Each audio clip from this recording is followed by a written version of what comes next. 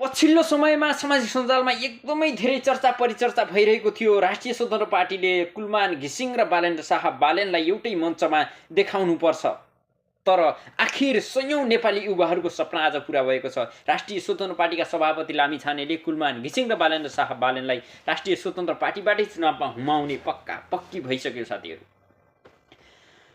अब आउने नेतृत्व, अब आउने चुनावपछि राष्ट्रिय स्वतन्त्र पार्टीको एकलौटी बहुमत आउने सम्भावना पक्का भइसकेको छ। यसको लागि नेपाली मतदाताहरूले बेलैमा विचार पुर्याउनु पर्नेछ। नतिजा तपाईहरूकै हातमा छ। आमाबुवा दाजुभाइ तथा दिदीबहिनीहरू, यो पटकको चुनावमा तपाईले घण्टी बजाउनै पर्नेछ। एकपटक स्वतन्त्र पार्टीका सभापति लामिछानेको अभिव्यक्ति थियो, टुँडीखेलमा लगेर भ्रष्टाचारीलाई नाकको डाँडी भाँचिने गरी हान्नुपर्छ।